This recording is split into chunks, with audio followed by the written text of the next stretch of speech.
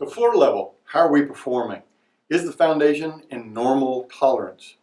Has the floor maintained a normal amount of settlement? Is the floor still level? Is it still functioning in a normal fashion, like the other homes in the neighborhood? Many times there are other witnesses, drywall cracks, door alignment, or brick cracks, telling us there's stress, possible movement, seasonal movement for sure, and the floor will still be level. Like when measured, it's still level, or level within a normal tolerance. What I mean by normal tolerance? Generally what I've used for 30 years is 1/4 inch and 4 feet, 1/2 inch and 8 feet, 3/4 inch and 12 feet, and 1 inch and 16 feet.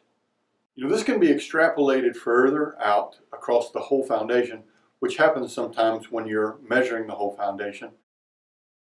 For our purposes, most of the foundation movement that you'll see will be within the first 6 feet perpendicular to an exterior wall. And generally speaking, in DFW, the most volatile area of the foundation is within the first 2 feet of the exterior wall. This is also the area that has the most moisture variance, which is what we've been talking about, the expansive clay soils in DFW, you know, and seasonal movement here, which makes the assessment of the foundation a little bit trickier than most other parts of the world. So now we're going to connect the exterior witnesses with the interior witnesses to see what our story is.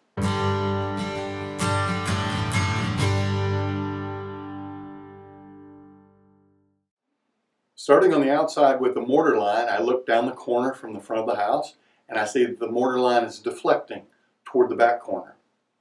As I walk along this wall, I see brick and mortar step cracks with the stair steps that we talked about earlier in a 90-degree angle, indicating stress in that same direction as the mortar line. As I continue to walk along that wall, I see brick and window separation laterally toward the deflection of the mortar line and toward the stress of the stair step cracks.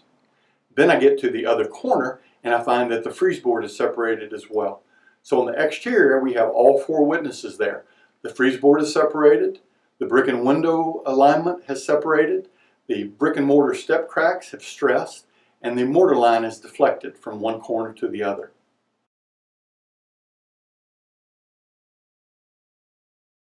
So next we go to the interior witnesses. I see drywall cracking, past and present.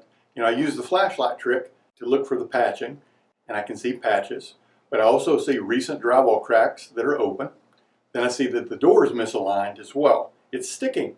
It's perpendicular to the exterior wall where we have all 4 witnesses corroborating the same story, and the door is sticking.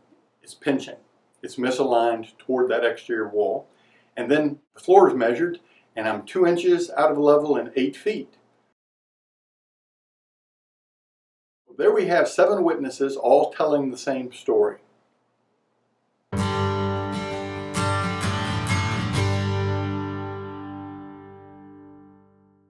In the 7-witness equation, I give more weight to floor level and the mortar line that run from corner to corner. If I'm unsure in making my opinion on how the foundation is performing, I look at these 2 indicators to help me break the tie.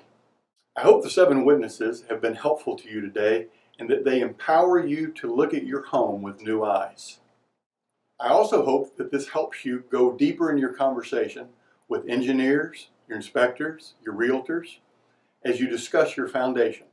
My goal was for you to have a deeper and new understanding of foundations in the DFW area, and I hope that we've accomplished that today. All the best.